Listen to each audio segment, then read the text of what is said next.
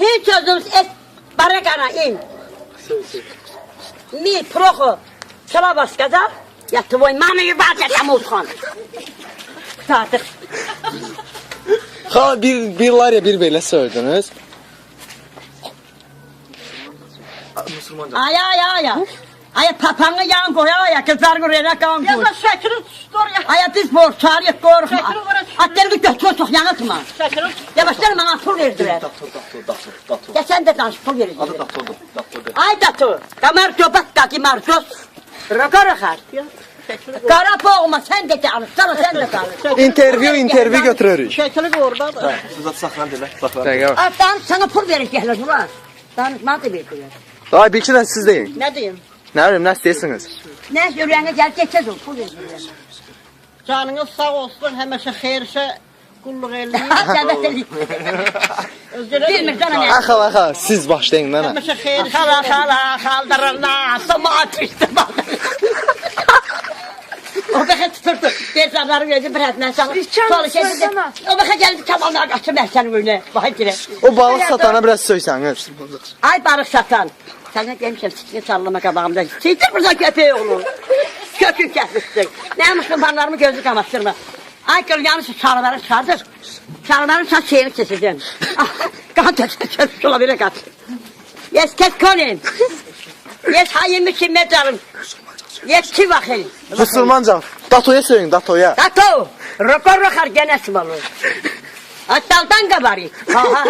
Ay. Ay portalın uşaklara sen dil çattıramazsa kırarlar seni.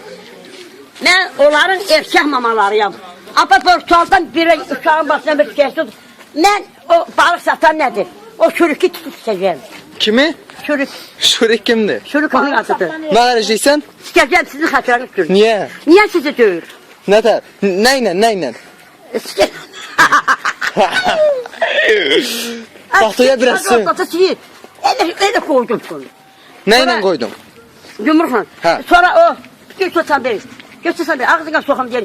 Bu arvada diye balık ver. Ona kurban olun man. Onun taşlarını yiyeyim. Demem taşlarını yok ağzını sikerim. Anne kurban olun. 4 tane balık verdi. 7 telefon verdi. Geldim. Kongosuya pişirdim. Erməni mi? Ha payladım. Ben onu kurtaramıyorum. Abarı derim. Bir canım doktor. Otu mu? Aha. Anır dostu mu? Dem sikin sağlığı ne kabamda tuttu. Ben nesillerim öyle söylüyorum. Sen çıralı. Anda pazar çektiğin yerin hatta televizyon verdim bana. Öyle tuttum, öyle koydum üstüne. Pohunu yiyeyim, daha balık verirler. Telefon daha ben kurtarım. Onu öyle tıra tezdirin. Biraz datoya söyün dana, biraz datoya. Tato!